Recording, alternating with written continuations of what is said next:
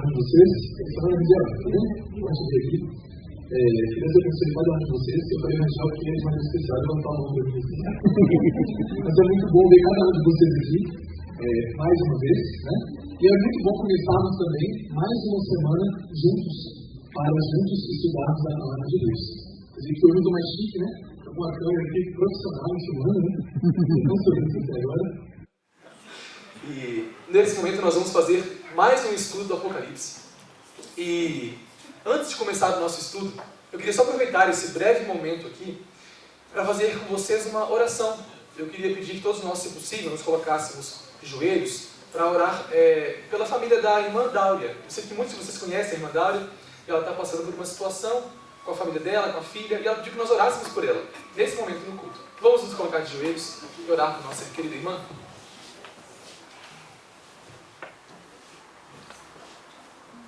Santíssimo Deus, todos nós temos dificuldades e problemas dos quais somente o Senhor tem conhecimento. Mas nesse momento, como família de Deus, nós pedimos que o Senhor conforte o coração da nossa irmã Dáulia. O salmista fala que todas as lágrimas que caem nos nossos olhos são registradas no teu livro aí no céu. Então esteja nesse momento cuidando dela, dando a sabedoria e a força necessária para enfrentar as dificuldades que ela tem passado. Esteja também trabalhando com o seu Espírito Santo, não só na vida dela, mas da filha dela, a fim de que esse lar esteja sempre unido e fortalecido no Senhor. Também pedimos de maneira especial que o Senhor guie hoje o nosso estudo, que possamos aprender mais daqui e sairmos dessa igreja mais semelhantes a Cristo do que quando aqui entramos. É o que pedimos em nome de Jesus. Amém.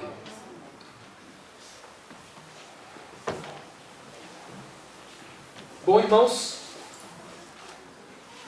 o nosso estudo de hoje, para a alegria de alguns, não tem tantos cálculos para serem feitos, tá bom? Na verdade, não tem nenhum. Os que tinham que ser feitos já foram e eu espero que todos tenham aprendido. Senão eu vou passar de novo aqui, viu? Mas, na verdade, nós terminamos o nosso estudo no último domingo com essa cena. Isso aqui, irmãos, é uma ilustração do que aconteceu no dia 23 de outubro de 1844. Foi quando esse rapaz, chamado Hiram Edson, estava caminhando pelo milharal, perto de sua residência, e chorando, porque Jesus não tinha voltado no dia que a profecia de Daniel indicava que ele ia voltar. Até que veio na mente dele o texto de Hebreus 9, 23 e 24. Nós lemos ele aqui, onde fala que na nova aliança seria necessário que se purificasse o santuário do céu. E ele entendeu que não era a volta de Jesus que estava marcado naquele dia, e sim que Cristo começou a sua obra no lugar santíssimo. Bom, quando nós olhamos para essa sala do trono, uma mera ilustração, onde Cristo está hoje perante o trono de Deus e a sua lei, onde nós temos os 24 anciãos e também os 4 querubins e milhares de anjos e serafins. Quando nós olhamos para essa cena em Apocalipse 4, nós vemos que essa cena se encontra logo após as cartas para as 7 igrejas. E aprendemos também que logo que Jesus entra na sala do Pai, ele pega das mãos de Deus o Pai o quê? Um livro fechado com quantos selos? 7 selos. Assim como temos 7 igrejas. Aprendemos que o livro do Apocalipse, ele foi dado no dia do Senhor, que era um sábado. Por isso o livro gira em torno dos 7. E aí, o Cordeiro começa a abrir cada um desses selos. E quando nós olhamos para esses 4 selos, nós vemos que o primeiro selo, quando ele é aberto, aparece um cavalo branco. Lembre-se, não haverá um cavalo branco passando pela terra. Apocalipse foi dado em símbolos. Depois, no segundo selo, aparece um cavalo vermelho. A situação mudou. E muitos são mortos nesse período. O terceiro cavalo é preto. E agora é um período em que ele está com uma balança na mão, pesando não somente o povo de Deus, mas também é um período que está faltando coisas para o povo de Deus. Estão com necessidade. E por último vem um cavalo pardo. E a morte o acompanhava. E sobre esse cavalo é dito que ele tem um poder para exterminar a 4ª parte da terra, com fomes, pestes, espadas. E a partir desse momento, João abre o quinto selo. O quinto selo são todos aqueles que foram mortos. E estão agora perguntando para Deus: até quando tu não julgas e não vingas o nosso sangue? Qual foi o primeiro que morreu pela justiça nesse mundo? Abel. Ele é representado com muitos outros aqui, que morreram ao longo da Idade Média por amor da verdade. E nós podemos perguntar: então eles estão acordados hoje? Se você ler o próximo versículo do quinto selo, em Apocalipse 6, você vai ver que Deus fala: continuem dormindo mais um pouco, até eu voltar. Então eles estão como? Dormindo. É igual a parábola de Rico e Lázaro, é só uma representação. Bom, acabou a perseguição. O sexto selo, nós já lemos, é quando vem um terremoto, o sol se escurece, a lua como sangue, e as estrelas caem pela terra. Nós estudamos já que tudo isso se cumpriu, esses sinais, no sol, na lua e nas estrelas, nesse período de tempo, quando estava terminando a perseguição. E é por isso que o sétimo selo, em Apocalipse 7, precisa estar depois disso. Assim como as 7 igrejas, não é? Mostram toda a história do povo de Deus. Os 7 selos também é Jesus mostrando que agora que eu peguei o livro e vou começar o juízo não é feito baseado num relatório? Nós não lemos que existem livros no céu? Então agora ele vai mostrar a história do povo de Deus, da apostasia de Israel, da igreja, desde sua fase do cavalo branco, né? Quando começou lá no primeiro século, vencendo para vencer com Paulo, Pedro, os apóstolos, e a igreja foi se afastando da verdade. Até que chega no quarto animal. Vocês lembram que nós passamos aqui, que o quarto animal, ele é um animal que vem com peste, fome, espada. E o que isso significa? Olha o que diz Levítico 26. Se vocês não ouvirem a minha voz e não cumprirem os meus mandamentos, se vocês violarem a minha aliança, eu vou trazer sobre vocês a espada, enviarei a peste, vocês comerão e não conseguirão ficar satisfeitos. É a mesma coisa que aparece no quarto cavaleiro: fome, peste e espada. Ou seja, por que Deus está citando lá em Apocalipse Levítico? Porque a igreja no livro de Apocalipse estaria como? Quebrando os mandamentos, violando a aliança. Foi isso que aconteceu na história. Então agora, nós vamos começar o nosso estudo, depois de recapitular tudo isso que nós vimos até aqui, o que está em Apocalipse capítulo 7, que é antes de começar o sétimo selo. Depois que o sol, a lua e as estrelas já mostraram os seus sinais. Agora Deus mostra o que vai acontecer depois que começou esse período. De 1833, quando teve a queda de estrelas, para cá. O que acontece em Apocalipse 7? Vamos ler juntos.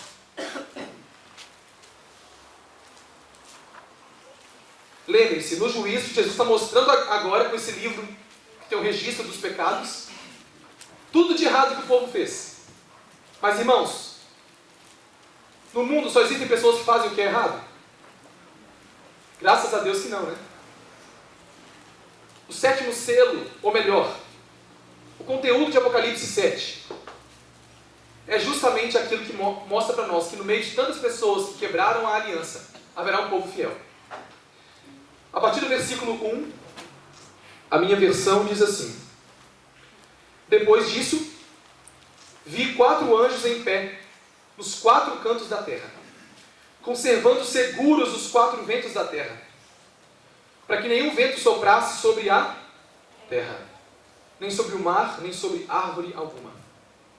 Vi outro anjo que subia do nascente do sol, do oriente, tendo o selo do Deus vivo. E clamou em grande voz aos 4 anjos, aqueles aos quais foi dado fazer dano à terra e ao mar, dizendo: não danifiquem nem a terra, nem o mar, nem as árvores, até selarmos na fronte os servos do nosso Deus. Verso 4 conclui dizendo que, então, João ouviu o número dos que foram selados, que era 144 mil, de todas as tribos dos filhos de Israel. Irmãos, o que está acontecendo aqui? primeiro, segundo, terceiro e quarto selo mostra como que a igreja foi quebrando a aliança até chegar no estágio das maldições. Peste, fome e espada. Depois aparece o povo reclamando que foi perseguido durante toda a Idade Média. No sexto selo, sinais no sol, lua e estrelas. E aí diz que logo depois disso, o céu vai se abrir e vai aparecer o Filho do Homem. Ele já veio? Não. Aí o capítulo 6 termina assim. Quem é que pode subsistir quando ele vier? O 7 responde. Haverá um grupo selado. E qual o nome desse grupo? 144 mil. Pastor, esse número é literal? É simbólico? Então quer dizer que se tiver 144 mil salvos e eu quiser aceitar Jesus, eu não posso mais porque já fechou a conta. Eu estou de fora. Na verdade, Apocalipse é um livro simbólico e nem todos os símbolos estão claramente explicados. Mas Apocalipse nos diz muito mais sobre como fazer parte desse grupo do que se preocupar se o número é literal, né, ou simbólico. O fato é, aqueles que vivem no tempo do fim, quiserem fazer parte desse grupo, é só seguir as características que o livro dá, que esse povo tem. E quando nós olhamos para isso, nós vemos que eles serão marcados na fronte, frontal entre os olhos. No nosso próximo estudo, domingo que vem, nós veremos que esse sinal na testa acontece em vários lugares na Bíblia, inclusive em Ezequiel. O de Ezequiel tem muito a ver com Apocalipse. Mas hoje, eu queria questionar com vocês, que selo é esse que teremos na testa? Quando eu era criança, eu pensava que era um chip que ia ser colocado. Mas aonde na Bíblia isso está escrito? Eu pensava que o poder do mal ia colocar também um chip na mão das pessoas ou na testa. Aonde está escrito que essa marca é visível? Na minha Bíblia não está. E eu queria mostrar para vocês por quê. O mundo está dividido em quantos grupos? 2. Os que terão o selo de Deus e os que terão a marca da besta.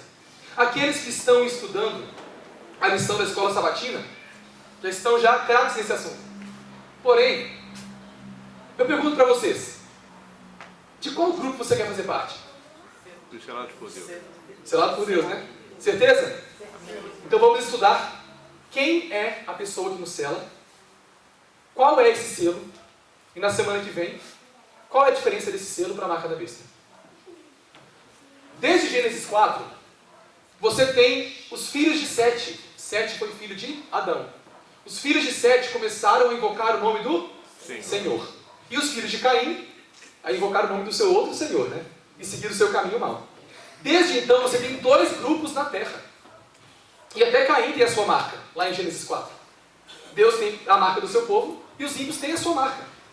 E ao longo de toda a história, Deus teve quantos povos? Sempre foi um. Pagãos tiveram vários, né? Nós temos no Antigo Testamento uma lista de várias nações. Mas Deus teve o seu povo. Passando por Sete, chegando em Noé, depois Abraão, Isaac, Jacó, as tribos de Israel. No Novo Testamento, a igreja, que é a continuação, não é? São 12 também, 12 discípulos. Deus sempre teve o seu povo. E é por isso que, quando nós olhamos para esse povo na Bíblia, que é chamado de Israel, nós temos que evitar cometer alguns erros. E quais são eles? O primeiro é pensar que o Israel de Deus só existe no Antigo Testamento, que hoje nós não temos nada mais a ver com Israel. Qual o problema dessa afirmação? Porque Hebreus, Paulo, o apóstolo da nova aliança, ele diz que as palavras de Deus, ele cita, Deus dizendo, eu firmarei nova aliança com a casa de Israel, com a casa de Judá, e com a casa de Israel, depois daqueles dias, diz o Senhor. O que o Senhor diz, nós veremos no final do estudo de hoje. Eu não vou mostrar agora. Mas a nova aliança é feita com quem? Com a casa de Israel. Então quem aceita Cristo na nova aliança, faz parte de que povo? Israel, Judá. Mas será que tem outros textos que mostram isso? Olha o que Gabriel falou para Maria, quando Jesus ia nascer. O seu filho reinará para sempre sobre a casa de... Mas Jacó nem existia mais. Quando você olha para Gálatas 3, olha o que Paulo diz. Se vocês são de Cristo, quem é que é de Cristo? Amém. Somos de Cristo. Vocês também são descendentes de... Ou Opa, mas os descendentes de Abraão são judeus. Isaac, Jacó, e Jacó teve o nome mudado para Israel. Nós somos israelitas pela fé. Nós não temos o santuário terrestre, temos agora no céu. E isso nós já estudamos várias vezes. Se alguém te perguntar, você é israelita? Pela fé, sim. Eu sou filho de Abraão, pela fé. O que isso significa? Porque quando nós falamos de 144 mil das tribos de Israel, o que alguns dizem? Isso não tem nada a ver com a gente, não. No futuro, os judeus vão se converter. Mas, gente, no Novo Testamento, o povo de Israel são os que aceitam a Cristo na nova aliança. Quando nós fazemos um estudo detalhado do livro de Isaías, você vê que Jesus, ele é chamado de Israel, o servo de Deus. Ele é o Israel. E quem crê nele faz parte de Israel. Só que o Israel, lá de cima. Israel não tinha uma capital? Qual era o nome da capital de Israel? Jerusalém. Jerusalém. Qual é o nome da capital do reino de Deus hoje? Jerusalém. Lá no céu. Celestial. Agora, quem são esses? Por que esse número? E aí você vai ver que nos versículos 5 até o 8, Deus começa a citar 12 mil de Judá, 12 mil de José, e vai citando as tribos, 12 mil de Manassés, 12 mil de cada uma. 12 vezes 12, 144. Por que esse número? Olha, o que acontece é que no livro de Números, o quarto livro da Bíblia, Deus começa contando o povo de Israel. Porque eles estavam indo para conquistar Canaã. E aí Deus conta todas as tribos para ver se elas estavam aptas para a batalha. Então o ato de Deus contar o seu povo agora, Ele está dizendo assim, o meu Israel final, o meu povo, está espalhado por toda a terra, o Israel espiritual da nova aliança, eles terão uma batalha para enfrentar. E estão prestes a conquistar a nova terra, onde nós viveremos para todo sempre, amém? Bom, sobre quem são esses, eu queria ler com vocês Apocalipse 14. Lá nós vamos encontrar, assim como Apocalipse 7 mostra os 144 mil, depois de mostrar os ímpios que são perdidos no capítulo 6, Apocalipse 14 mostra o mesmo grupo, depois de mostrar no capítulo 13 quem recebe a marca da besta. Então Deus está dizendo assim, é possível escolher o lado certo. E como isso aqui envolve a sua salvação ou perdição eterna, eu gostaria que nós atentássemos para o que vamos ler nos próximos 5 versículos. Olhei, e eis o Cordeiro em pé sobre o monte Sião, e com ele 144 mil, tendo na fronte escrito o nome do Cordeiro e o nome do seu Pai. Ouvi uma voz do céu como voz de muitas águas, como voz de grande trovão. Também a voz que ouvi era como de arpistas quando tangem a sua harpa. Entoavam o novo cântico diante do trono, diante dos 4 seres viventes e dos anciãos. E ninguém pôde aprender o cântico, senão os 144 mil que foram comprados da terra. São estes os que não se macularam com mulheres, porque são castos. São eles os seguidores do Cordeiro por onde quer que ele vá. São os que foram redimidos dentre os homens, primícias para Deus e para o Cordeiro. E não se achou mentira na sua boca, e eles não têm mácula ou mancha. Está você disposto a, como esse grupo, seguir o Cordeiro aonde quer que ele vá? Mesmo se ele for para a cruz? Essas pessoas não amam a sua própria vida. Essa geração que pregará a última mensagem aqui na Terra, que são as 3 mensagens angélicas, esse povo, ele tem algumas características. Primeira, eles são puros e pastor. Então, se eu já casei, ou se eu já desviei dos planos de Deus, eu não posso fazer parte desse povo? Lembre-se que Apocalipse é um livro dado em linguagem simbólica. Na verdade, no Apocalipse, os 144 mil são aqueles que não se prostituíram com a grande Babilônia, que é essa mulher que dá o vinho dos seus enganos para todas as nações beberem. Quem não aceita essa bebida é considerado o quê? Virgem. Lembra que Paulo fala que Deus está preparando uma igreja como noiva pura, lá em Coríntios, encontrar com Cristo.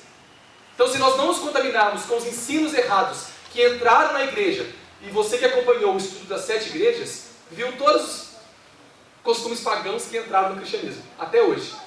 Se você não aceitar essas doutrinas e seguir somente o que está escrito, você é puro.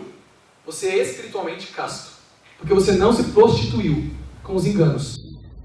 Mas esse povo também, eles não possuem mácula e nem... Se eu já falei mentira alguma vez na minha vida, eu também não posso ser parte desse grupo. Olha o que o mesmo João que escreveu o Apocalipse, olha o que ele diz na sua primeira carta. Nós sabemos que conhecemos a Deus, nós obedecemos o quê? Mas aquele que diz, eu conheço, mas não obedece aos seus mandamentos, é? Então, como que esse povo não tem mentira? Porque eles não só falam de Deus, da lei de Deus, dos mandamentos de Deus. O que eles falam? Eles obedecem. Deus não tem tanto prazer nos sacrifícios como na obediência. 1 Samuel 15. Mentiroso, então, no tempo do fim, é que toma o nome de Deus, mas como em vão. Porque não vive de acordo com a palavra. E de maneira especial, de acordo com a lei de Deus. Bom, você vê aqui que para fazer parte de Babilônia não tem que estar no mundo. É só fazer parte de uma igreja que não ensina os mandamentos e se contaminou com as doutrinas erradas. Mas tem algo interessante, e acho que é o ponto que nós mais estamos assim, o que isso significa? Tem o nome de Deus do Cordeiro na... Se a Bíblia fala que não pode fazer tatuagem, como é que nós vamos ter esse nome escrito na terra? O livro não é escrito de maneira simbólica? O que isso significa? Uma vez, um camarada chamado Moisés, ele disse assim para Deus: eu peço ao Senhor que me mostre a tua glória. O Senhor respondeu: farei passar toda a minha bondade diante de você, e eu vou proclamar para você o nome do Senhor. Deus disse: você verá a minha bondade. O que significa o nome de Deus? Então o Senhor desceu da nuvem e ele ficou ali junto com Moisés. Imagina que privilégio. E nesse momento, Deus proclamou o nome dele. E nós imaginaremos que Deus vai falar o quê? Deus, Yahvé, Jesus, né? Qual é o teu nome? Ele começa. Deus proclamou o Senhor Deus. O nome é grande, né? Aí continua. Compassivo, bondoso, tardio em irar, grande em misericórdia e em fidelidade. O nome de Deus é grande, né? O nome de Deus é quem ele é. Lembra que Jacó, o nome dele significava quem ele é. O que significava Jacó? Enganoso. E você vê isso na Bíblia várias vezes. Aí muda para Israel, não é? Aquele que lutou com Deus. O seu nome diz sobre quem você é. Então qual é o nome de Deus? É quem ele é. Bondoso, compassivo, misericordioso, fiel. Você é assim? Mas como eu vou saber como Deus é na prática? Bom, Deus disse que haveria um lugar que ele ia escolher para ali fazer habitar o seu. Então Deus ia construir um lugar e ia colocar o nome dele lá dentro. Que lugar foi esse? Eu vi algumas bocas se mexendo e a maioria que eu vi mexendo corretamente. Santuário. A própria Bíblia diz isso. Olha o que fala o nome disso. Eu edifiquei o templo, o santuário, ao nome do Senhor, o Deus de... E nesse templo eu preparei um lugar para a arca, onde estão as tábuas da aliança. Então Deus mandou construir uma casa para Deus colocar o que dentro? O nome dele. Salomão fala que preparou um lugar para colocar a arca. Mas o que isso quer dizer? Esses mandamentos foram escritos por quem? Por Deus. Mas como Deus escreveu isso? Nas tábuas. E quase que fizeram assim, né? Com o seu dedo. Mas o que quer dizer dedo de Deus? Nós já estudamos sobre isso. Eu só vou recapitular. Olha o que nós vimos nos Evangelhos. Jesus falou que expulsava demônios por meio de quem? Espírito Santo de Deus. Mas lá no livro de Mateus, na mesma história, olha o que ele diz. Eu expulso demônios pelo... Quem é o dedo de Deus? Sem medo, pode falar. O Deus de Deus é o Espírito Santo. Então, naquela tarde, aquele dia em que Deus desceu no Monte Sinai e escreveu as tábuas da lei, quem é que estava escrevendo as tábuas? O Espírito Santo. Não esqueça disso. Porque ele escreve as tábuas para elas serem guardadas dentro da casa, não é? Que é o santuário. Que Deus escolheu para habitar ali aonde? O quê? O nome dele. Bom, quando nós olhamos, o próprio livro de Samuel diz que a arca de Deus, sobre a qual se invoca o sumo sacerdote, quando ele entrava diante da arca de Deus, quando estava nele, ele invocava o nome de Deus. Ele é bondoso, ele é compassivo, porque tudo que está aqui na lei reflete quem ele é. Como é que eu sei disso? Romanos 13:9 fala que quando eu cumpro a lei, o cumprimento da lei é o quê? É o amor. Aí Paulo vai dizer, se você não adultera, você está amando. Se você não curta, você está amando. Se você guarda o sétimo dia que Deus mandou lá na lei, você está amando a Deus.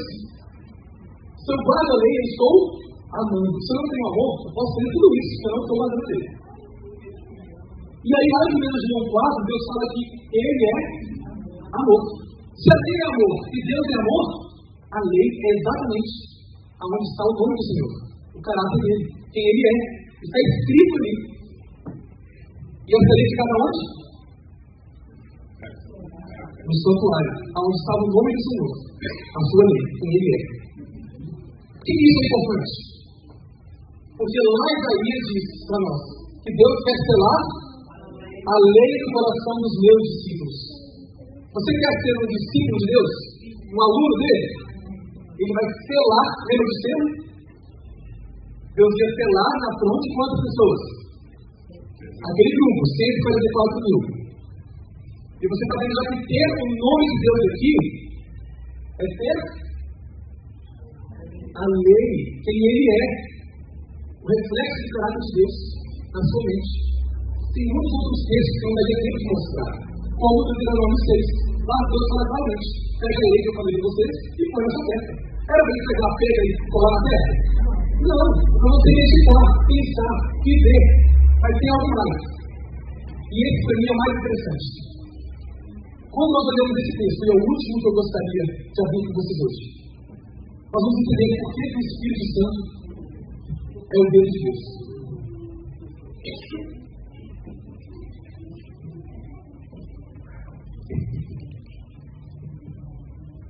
Paulo está fazendo um contraste entre a antiga aliança, onde Deus de Deus escreveu nas tábuas de pedra, e a nova aliança, feita com a casa de Israel também, todos nós aqui.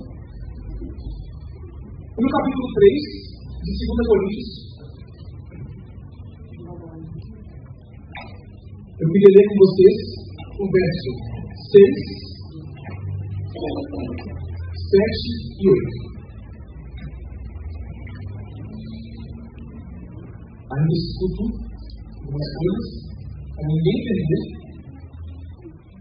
Vamos começar então.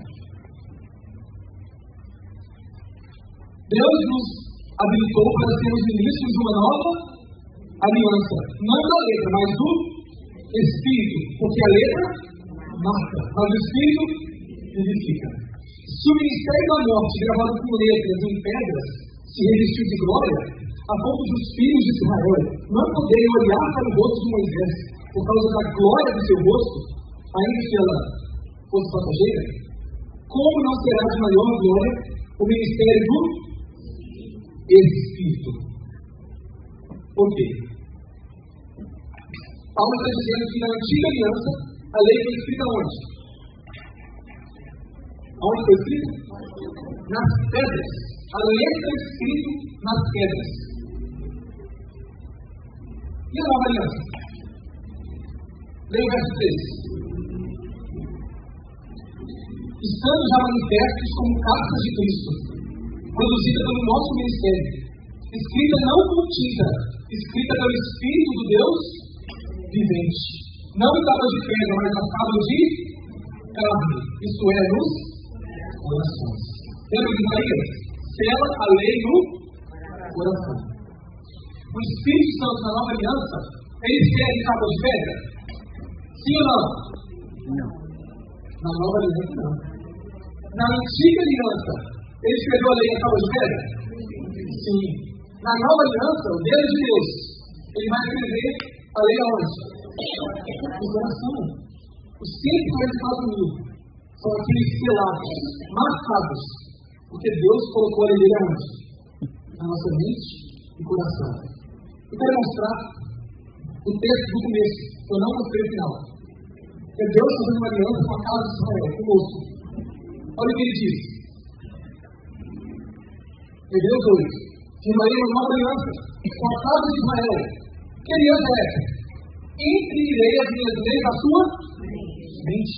Como é que Deus vai imprimir na nossa mente? Com o seu dedo. Olha o que diz. Inscreverei sobre o seu coração. Você quer fazer parte dos 144.000? Olhe para que o Espírito Santo coloque a lei de Deus no seu coração. Se forçar para obedecer os 10 mandamentos, não vai te levar para o céu. É só quando o Espírito Santo coloca essa lei no seu coração, que o fardo é leve e o suave. Aí não é pelo seu poder e pela sua força, mas é pelo maior poder do universo. Então, se eu digo que a nova aliança é escolhida, o Espírito Santo não tem mais nenhuma tarefa, porque a obra dele é escrever a lei na nossa mente. O nome de Deus, o seu caráter, quem ele é, que está escrito nos seus 10 mandamentos. Na nova aliança está onde? No coração. E nós seremos o povo de Deus. Aqueles que pregarão a última mensagem aqui na terra. Sempre foi revelado para ele. Você percebe muito mais do que está preocupado com quantidades desse grupo. Eu quero fazer parte dele. O último ponto que eu queria ver com vocês é esse aqui. Você lembra que no santuário existe o nome de Deus, não é? E ele fez o santuário para colocar seu nome para morar lá dentro, na sua lei. E eu pergunto para vocês, quais são, na nova aliança, os santuários que existem? Todos os santuários que existem. Na nova aliança. A Magali falou que um santuário é o nosso corpo. E o outro santuário que tem na nova aliança? O celestial. Lá no celestial já tem já o nome de Deus. A lei dele está lá. Apocalipse 11, 19. João viu lá no céu a arca da aliança.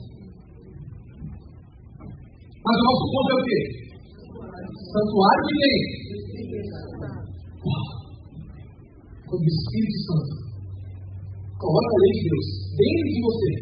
Assim como ele colocou lá no santuário de Israel, você se torna um santuário. Porque Deus falou lá em Deuteronômio 12, que ele ia construir um santuário para fazer habitar o seu nome, a sua lei. Quando você aceita que o Espírito Santo coloca a lei de Deus no seu coração, você vai se tornar um santuário. Onde o nome de Deus vai estar escrito. A lei dele. A santa lei de Deus. E é por isso que quando nós olhamos para essa cena, e aqui nós vemos pobres pecadores como nós, que não podemos estar diante de Deus sem sermos consumidos. Mas nós olhamos para o Espírito Santo, o Deus de Deus, não com tinta, igual os caras queimados, não achei o melhor, mas com o seu próprio dedo. Na minha e na sua mente, ele coloca os seus 10 mandamentos. Ah, mas eu não consigo obedecer. Não é pela sua força. Ah, mas eu acho que eu não posso fazer parte desse grupo. Se você crê no poder de Deus, pelo seu Santo Espírito, as mesmas leis que foram escritas na tábua de pedra e guardadas no santuário da terra, agora vão ser escritas pelo dedo de Deus nas tábuas do seu coração. E você será santuário também, aonde será a habitação do nome de Deus. Se você deseja receber o Espírito Santo na sua vida, não para fazer você somente chorar, se emocionar, a obra do Espírito Santo na vida não é essa. É transformar o seu caráter. É colocar nesse coração, meio egoísta.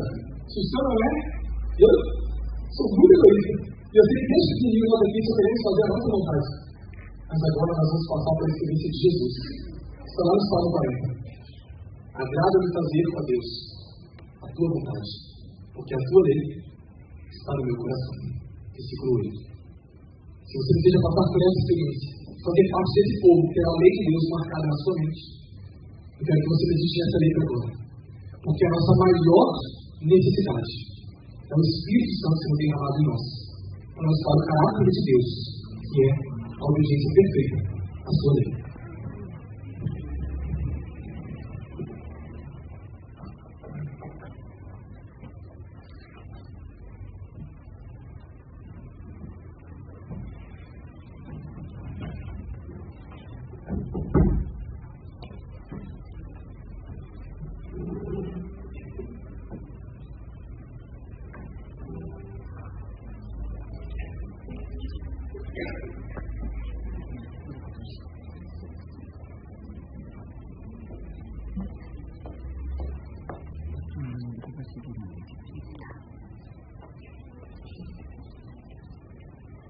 Essa música fala justamente sobre a obra do Espírito Santo que nos dá a nova vida.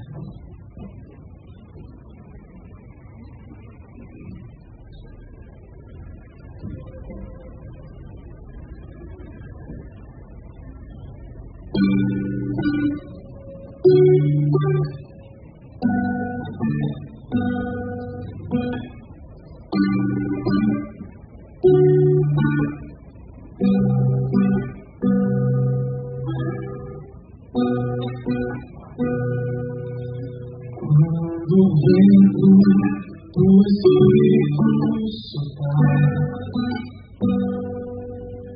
uma chama viva vai aparecer, os nossos filhos irão profetizar, os nossos velhos sonharão. E a igreja mudará quando a comunhão for a arma principal. E a rotina desses nossos dias sair do seu normal, descerá sobre nós o fogo do Espírito. Viveremos o Evangelho, Jesus Cristo vai voltar.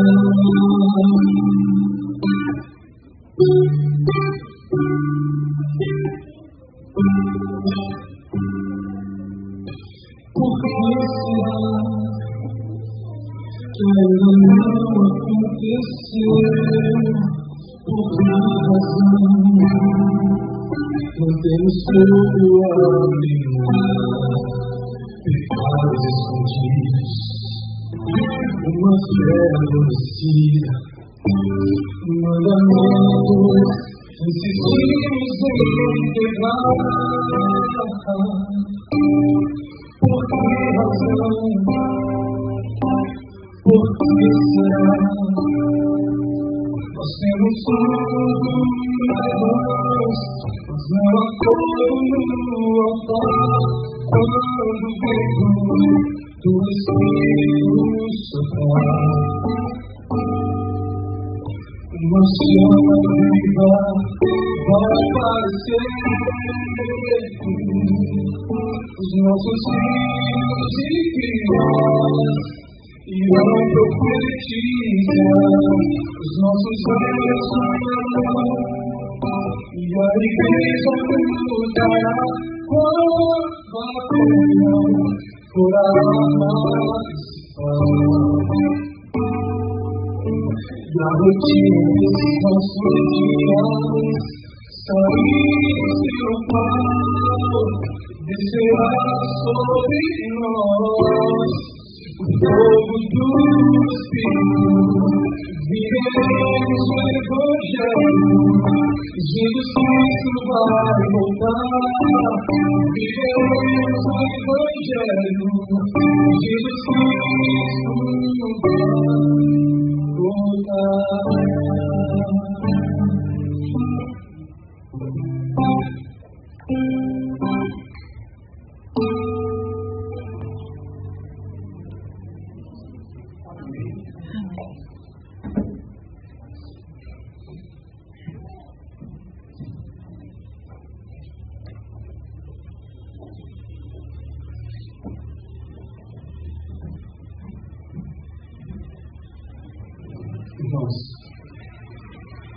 música foi escolhida por mim para ser cantada, como muitas outras que nós cantaremos ao longo do ano, até terminar o nosso estudo.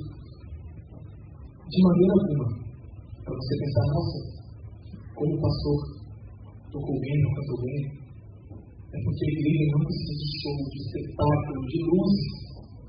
Nós precisamos do Espírito Santo. Eu daria a minha vida se vocês, como eu que falo todo dia, quisessem assim, Senhor, tire de mim tudo que me impede de ser. Porque se eu não fosse lá, eu perco a vida eterna. Deus quer invadir somente com o seu consentimento e escrever a lei dele. E gente que faça isso uma vez por todas. Mas eu igreja há tantos anos, isso não faz da sua vida entender Deus no coração. Aceite o Espírito Santo, transforme o seu caráter e coloque nesse seu coração, na sua mente, a lei de Deus. Que você nasça de novo, segundo o Espírito Santo. Vamos orar por isso. Senhor, Apocalipse nos mostra as cenas finais da história do mundo e nós estamos vivendo já nos dias que antecedem o sétimo selo. Não dá para brincar de ser cristão. Não dá para querer uma experiência com o Espírito Santo que vai contra isso que nós vemos aqui, que é colocar na nossa mente os seus mandamentos. Longe de anulados da nova aliança, o Senhor coloca eles dentro de nós. Nós queremos fazer parte dos 144 mil. Que nós possamos chorar aqui, mas não por emoção, mas porque sentimos a presença do Teu Espírito Santo querendo nos transformar e incomodando a tirar de nós aquilo que nós ainda não queremos, mas que Ele quer retirar para que a Tua lei possa totalmente dominar a nossa vida. Nos oferecemos puros, castos, não mentirosos, que possamos ter o Teu nome na testa, que possamos fazer parte desse povo. Nos cede com o Teu Espírito, Pai. Paulo fala em Efésios que o Espírito Santo nos selou, mas nós não podemos entristecê-lo, porque senão Ele retirará de nós esse ser. Em nome de Jesus, Pai, nos cede. Que possamos ter propriedade exclusivamente Tua, que a nossa vontade não exista, mas que ela se mestre com a Tua. Em nome de Jesus. Amém. Que o Senhor te abençoe. Na próxima semana nós vamos estudar sobre um elemento especial no ser de Deus que faz com que ele não seja confundido com a marca da besta. E que você possa ter uma boa noite de descanso, uma semana abençoada de trabalho. E eu te espero aqui no próximo domingo. Que Deus te abençoe.